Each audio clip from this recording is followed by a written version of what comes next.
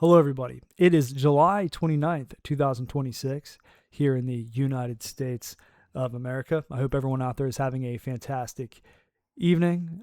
This is going to be a fairly short video tonight. I do have to be up for work at 4 o'clock in the morning, and it is currently 8 p.m. now, so it's coming up quick. I'm actually making up a video for yesterday because I didn't get to do one because of family obligations. And then earlier today, I had more family obligations. So I'm just now finally getting to recording a video. But I just want to go over briefly what's happening in the Gulf and then talk a little bit about economic choke points and why I think in the future, nations are going to preemptively build infrastructure to circumvent these choke points in the event that these various economic choke points come under, I would say, the influence or direct ownership of a power that they deem hostile or potentially hostile to their own interests.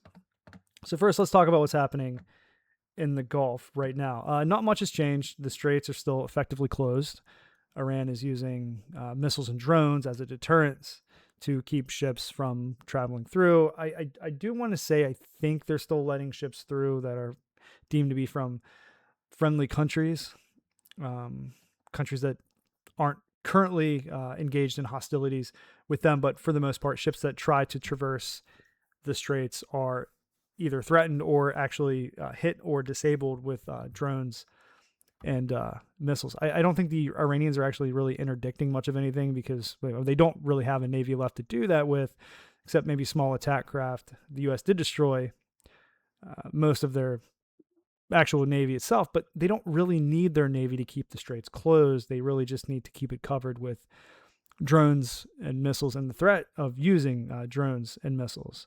Keep in mind, these are unarmed container ships and ships transporting oil. There's really not much they can do against the drone. And then even the U.S. hasn't found a way as of yet to effectively keep the strait open.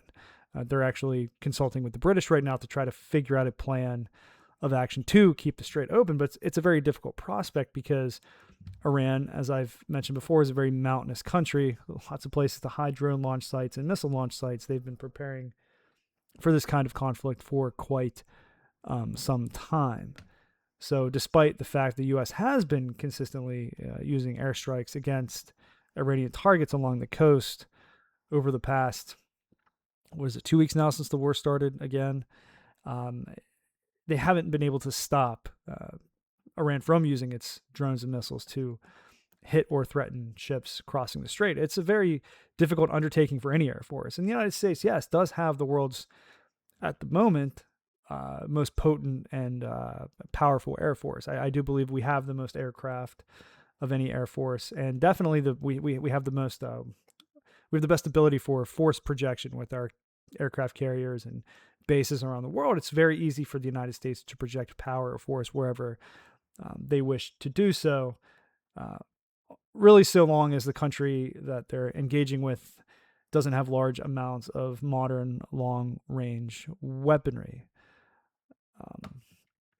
But as I mentioned before, the strikes have not been overly effective at neutralizing Iranian drones and missiles. And, if you just look at the topography of this country, you can kind of see why. And this is a very long coastline to try to secure, and this is a very narrow choke points with a lot of ships coming from Kuwait, Iraq, and Saudi Arabia and the UAE. Now, I did hear reports that Saudi Arabia and the United States actually launched airstrikes into Iraq against some of the pro-Iranian militias in the south of Iraq. If I do believe, I was actually trying to look up some more additional information about what had taken place, but I haven't really seen much of anything throughout the day. I just know that these strikes happened. Now, Iraq has, since the fall of Saddam Hussein, come under the influence of Iran. Its government tries to maintain a friendly relationship with Iran. Iran's militias were actually present within Iraq while fighting ISIS alongside the United States, which is ironic. The Iranian general Qusam Soleimani was actually killed in Iraq, and Iraq does have a large number of pro-Iranian militias that have attacked U.S. bases. So the Saudis and the United States launched strikes into Iraq against some of these militias. Now, Iraq is in a fairly precarious situation. It is, I think, trying to remain as neutral as it can in this conflict while not declaring openly for one side or the other. The Iraqi government's in a precarious situation, where a potentially precarious situation, where you have large amounts of these pro-Iranian militias and an Iraqi government that isn't the most popular, so it has to kind of walk a fine line. Does it want to put itself in a situation where it's fighting these Iranian militias? Does it want to put itself in a position where it's making its populace hostile towards it? Because let's be honest here, fairly large portions of the populations of these Gulf countries are sympathetic with the Iranian and the Palestinian cause, and their leaders aren't exactly very popular people. This is something that these countries have to contend with, which is why many of them are ruled, especially Saudi Arabia, by an absolute monarchy. Iraq is functionally a republic, but with a reputation for a pretty substantial amount of corruption. And this is the irony of removing Saddam Hussein back in 2003. Saddam Hussein was used as a buffer against the Iranians. He was armed and encouraged to go to war with the Iranians in order to keep them in check. And this was when, this is the chess game that's been taking place in the Middle East now for the last 30 or 40 years. One government's propped up to use against another. And Iraq was always that chess piece meant to be used against Iran, especially after the revolution. This is why Saddam was, interestingly enough, lionized, shown as this great defender against Islamic terrorism, given weapons, given funding. And then a few years after the Iran war ended, well, he invaded Kuwait, and we turned on him and tried to replace his government with a good Western-style democracy. Again, I'm assuming that the powers that be figured this could also be propped up and used against the Iranians. This beacon of freedom in the Middle East against this den of tyranny. Well, things didn't really play out that way, and Iran has played the long game in Iraq and is now heavily influencing Iraq. And I wouldn't say Iraq is completely under their thumb, but they've been put in a position where they are not going to be openly hostile to Iran, because they really can't be. So I'm interested to see what develops within Iran because of Iraq, because of these pro-Iranian militias. Now, would Iran ever actually be desperate enough, and this is just conjecture, could they ever actually just invade through Iraq and make a beeline towards Saudi Arabia and Israel? Could they perhaps do that one day? Is that possible? I'm sure if Iraq ever openly declared itself in allegiance with Iran, that possibility would present itself, and then I'm sure swift action would be taken by the Arab Gulf states and the United States and Israel against the Iraqi government if something like that were to take place. So that's what's happening in the Gulf. I don't really think there's any major updates other than that I really have. I heard that U.S.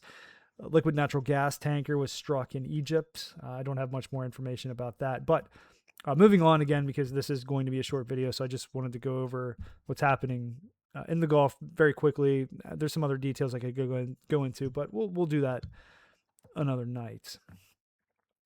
So let's talk real quick about economic choke points and why I think in the future, given what's happening with the Strait of Hormuz, that nations are going to look to make sure they have a good way to get around these choke points to ensure the flow of goods, oil, commerce in the event of something like this happening again with another country. Now, there's several I could think of offhand. You have the Strait of Hormuz right here. You have the Suez Canal right here. Now, if Egypt were to ever... There's always going to be Western meddling in Egypt to ensure that a government remains in place that is either slightly neutral, or while they aren't exactly the friendliest country with Israel, they aren't going to launch any kind of military action against Israel anytime soon, and they're not going to enter into an open alliance with the Iranians. So as long as Egypt stays in its lane, so to speak, it won't really face any problems. But say, and this is what happened years ago when the Muslim Brotherhood was actually voted into power in Egypt, that was quickly stopped. Partly, I'm assuming, because of Western intervention to make sure that an overly hostile government or potentially hostile government didn't control the Suez Canal. So Egypt is a country that is always going to, its government is always going to be curated and picked by somebody else because of this choke point. I think that's the current strategy with Iran, is to try to overthrow the government somehow, some way, to ensure that a friendly government is in place. That was the long-term plan anyways, so that the Strait cannot be a choke point again after this. And then you have this choke point here that runs through Istanbul, Turkey. What is I forget the name of this waterway, actually, so forgive me. I was kind of hoping it would just pop up here on Google Earth. Sorry that my geography sometimes isn't the best. There's a lot to remember. It's a very large world. So this is something that I think Russia is always concerned with. There's a lot of trade, a lot of ships, a lot of commerce that comes through the Sea of Azov and the Black Sea, and it can't go anywhere other than through these straits. So this has always been considered a flashpoint. If Turkey ever closed these straits completely to Russian commerce, it could mean war. So this is something the Russians always keep an eye on. They want to maintain a friendly relationship with whatever government is in Turkey whatever government is in place in Turkey, to ensure that this isn't a possibility. Despite sometimes their adversarial relationship with Erdogan's government, it still remains friendly enough where Erdogan hasn't yet considered using this as some kind of leverage against Russia, because it would mean, I think it would mean war. Then you have the Panama Canal, and this is why Trump often mentions the Panama Canal being under the control of the Chinese, because this right here, if you look at Central and South America and North America all the way up to Alaska, this is the only way for ships to get through without actually traversing all the way to the bottom of South America and up into the Atlantic Ocean. That is a very, very, very long trip and a very inconvenient trip.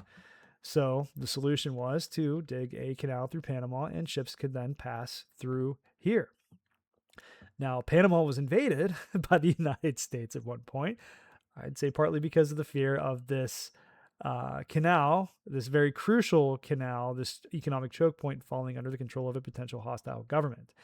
The United States government would like to ensure it has long-term control, either directly or indirectly, over the Panama Canal, because of it being such a crucial economic choke point. It will never, if it were true that the Chinese were actually attempting to take full control over the Panama Canal by propping up a friendly government in Panama and arming it against the United States to prevent commerce from and trade from going through the Panama Canal, well, you could you could bet there would be an invasion of Panama after that. Now, what I think nations are going to start doing, if they can't maintain direct control direct or indirect control over these economic choke points, and they're going to start building infrastructure around them.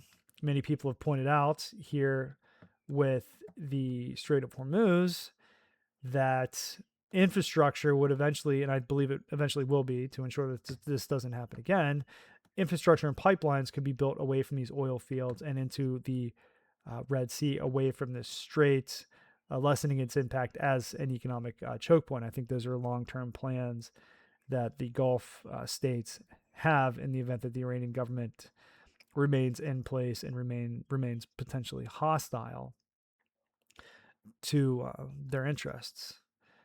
This would cost billions of dollars and take years, but I think the Gulf states would be wise if they aren't willing to have an amicable and peaceful relationship with Iran because of influence from the United States and Israel, that they would be wise to build infrastructure that circumvents this choke point and brings a good bit of oil across Saudi Arabia and into the Red Sea. But that opens up a whole nother can of worms, because then oil from the UAE and Kuwait and Iraq must now travel through Saudi territory to get to the Red Sea to be transported to where it needs to go. But then we're also, there's also the possibility of building oil pipelines, which these are projects that have been worked on or are being worked on through Turkey, the Caucasus, and to Europe, again, to lessen the reliance on this particular waterway. Now, as far as the Suez Canal, I don't think there's any plans at the moment to actually try to circumvent this, but as I mentioned before, it's in everyone's best interest to make sure that either a neutral or minimally hostile government stays in place in Egypt. And then as far as the Panama Canal goes, you can rest assured behind the scenes, the U.S. is doing everything it can with its intelligence services to curate the government in Panama and make sure that it stays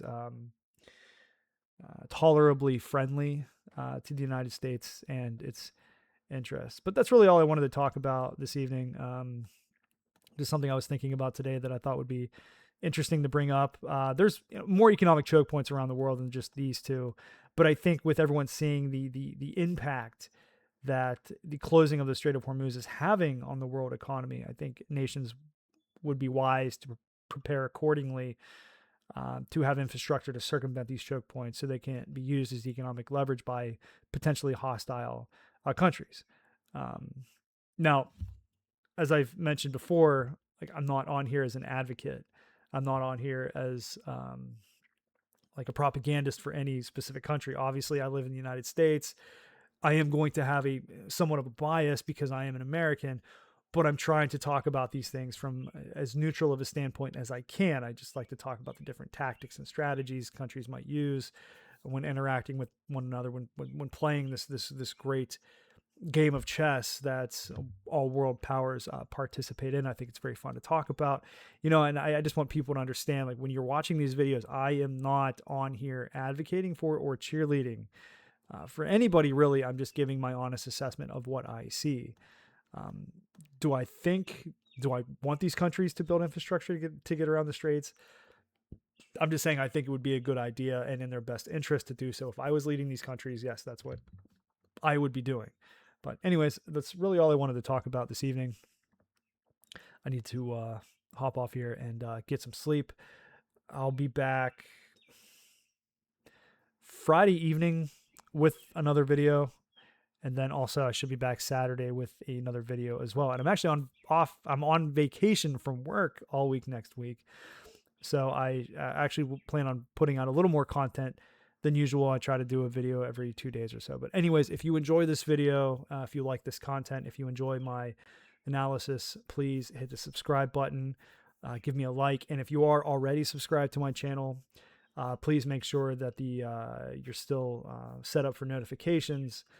YouTube has a very unfortunate habit of making sure that the little notification button for the channels that you're subscribed to gets turned off. But anyways, I hope everyone out there has a good night, and see you next time.